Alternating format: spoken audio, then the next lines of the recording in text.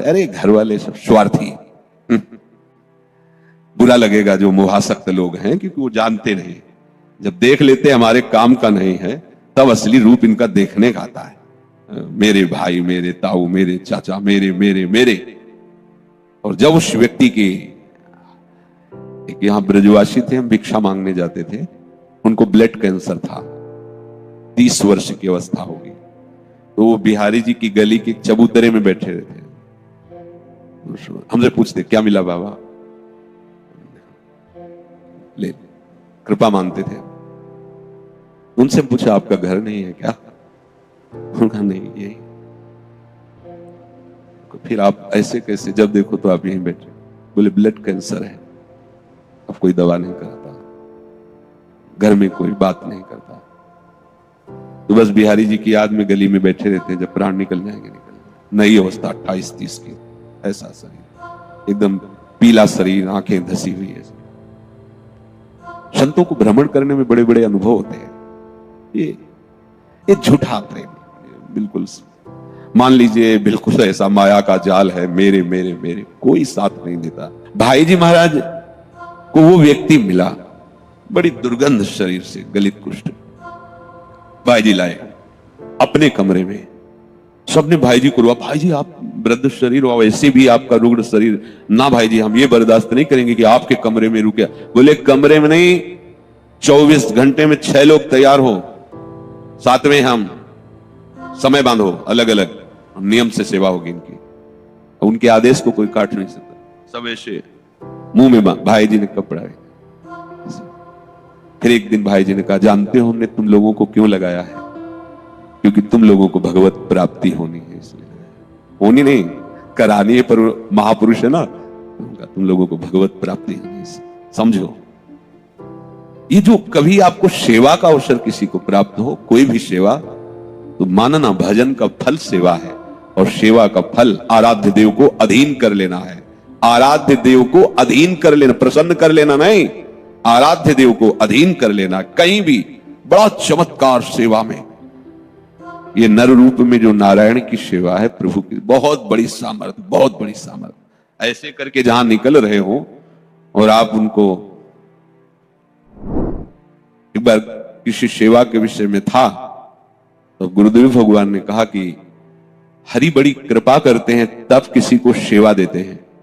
जैसे कोई बीमार है, आपको उसकी सेवा में लगाया गया, या किसी भोजन, कुछ भी सेवा, गुरुजन जो आपको सेवा में लगाते हैं, तो हरि की, ये प्रमाण आचार्य चरण हरिवंश महाप्रभु देते हैं।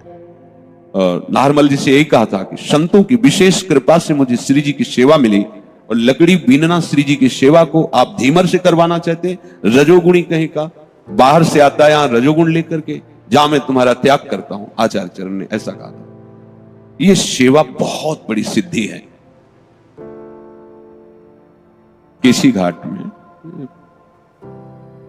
ये 24 वर्ष पहले की लगभग बात होगी, बारंडे में एक साधु वेश में से पड़े थे, दुर्गंध आती थी, परिक्रमा वही 2:30 और 3 के बीच में लगती थी। 2-4 दिन बराबर ऐसे देखा, मन में सोचा कि मरे हैं या जिंदा। एकदम नजदीक गए, ऐसे जे ही पलटाया तो कीड़े नीचे शरीर में, मल ऐसे लगा। अब किंचन बाबा जी हमारे पास 1 रुपया नहीं, कोई व्यवस्था नहीं, हमारे रहने का ठिकाना नहीं, तो हाथ जोड़ के उसका क्या सेवा करें आप? धीरे से कहा, हमें सुदामा कुटी पहुंचा दो। उनका, आप सुदामा कुटी में रहते हैं क्या? नहीं, बाहर से आए हुए, सुना है वहां भोजन मिल जाता है। ठीक है, केसी घाट में वहां कोई रिक्शा तो जा नहीं सकता, ताकत ऐसे उठाया, कीड़े मल। सुदामा कुटी संत सेवा के लिए कल्पतरु पूज्य श्री सुदामा दास जी महाराज को कोटिशा प्रणाम। स्वयं वो अन्न मांग कर लाते थे, उपला बिनते थे, ऐसे सेवा प्रारंभ की थी, और संतों को पवाते थे।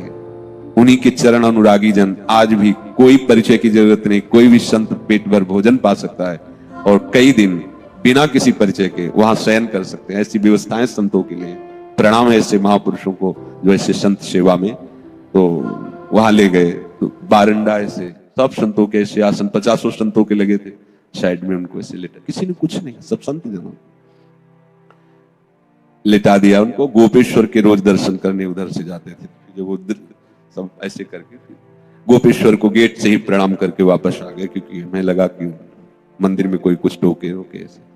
फिर मन नहीं माना, फिर नजदीक गए और हम कहा महाराज जी क्या आपकी सेवा कर सकते हैं?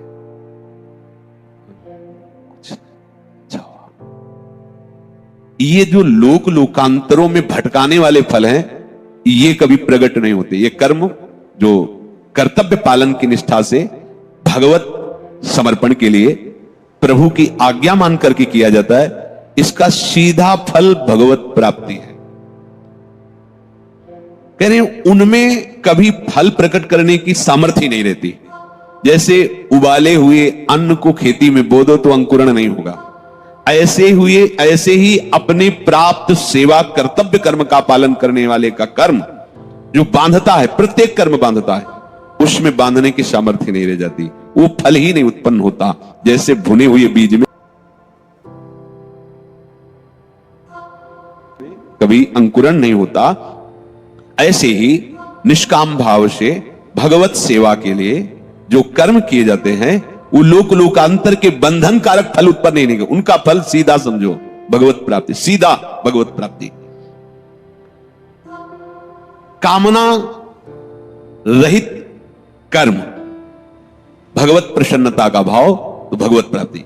पर कामना का त्याग तभी हो सकता है जब आपको इस बात का परिचय मिले कि हमारी कामना बहुत छोटी होती है और इसका फल बहुत बड़ा होता है। यदि हम कामना कर लेंगे तो फल में बाधा आ जाएगी, ऐसे समझो। अगर हम कोई भी अब जैसे कोई सेवा ऐसी बन गई और आपने कामना कर ली कि मुझे अमुक चीज मिल जाए, वो मिल गई, खत्म हो गया। अगर आपने कामना नहीं की तो अमुक व्यवस्थाएं ऊपर से होंगी और वो उसका फल नहीं होगा, क्योंकि आपने चाहा ही नहीं। उसका फल होगा प्रभु से सीधा संबंध, और संबंध का फल है कि पूरा भार अपने ऊपर ले लेंगे और वो अपनी तरफ से आपकी व्यवस्था करेंगे। मालामाल हो गए ना। तो भागवतिक भाव वाले उपासक को कभी भी किसी भी कर्म के परिणाम की चाह नहीं करनी चाहिए, ये समझ लो। अगर हम उसके निष्कामता के भाव को समझाने की चेष्टा करें तो अपने सीधे समझ रहे, अपने को मांगना नहीं आता।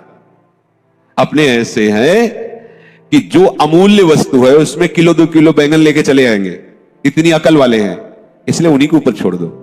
सुतीक्ष्ण जी से भगवान कहते हैं वरदान मांगो, तो उन्होंने कहा प्रभु मुझे पता ही नहीं कि वरदान क्या होता है और कैसे मांगा जाता है, ये क्या होता है और कैसे मांगा जाता है, आप ही हंस पड़े, बोले बहुत चतुर हो। समझना, ये परम चतुरता है कि किसी भी सेवा का, किसी भी भगवत कार्य का आप परिणाम निश्चित न कर ले कि अगर ये मैं कर रहा हूं ये हो जाएगा, घाटे में हो गए। अपने लिए अब हमको कुछ नहीं करना है, ध्यान देना, वो सब लौट के आपको ही होगा। पर अपने लिए यदि आपने कुछ मांग के कुछ किया तो कुछ में रह जाओगे, और अपने को समर्पित कर दिया, जिनको समर्पित किया उनके लिए कर रहे तो सब कुछ आपका हो गया। ये बड़ी चतुराई की बात है। अपने साथ कर्म का कोई संबंध नहीं, क्योंकि अपने लिए नहीं कर रहे। जब तक अपने लिए कर्म करोगे तब तक कामना बनी रहेगी, जब तक कामना बनी रहेगी तब तक संसार का चक्र ये आपको छोड़ेगा नहीं, फंसा लेगा आपको। भगवान कह रहे हैं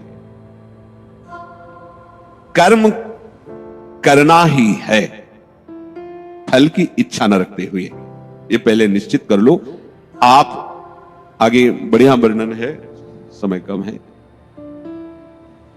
साधक जब अपना कल्याण चाहता है तो वो उकताता है, इस बात को समझ, जल्दी से भगवत प्राप्ति कब जी श्री जी मिलेंगे,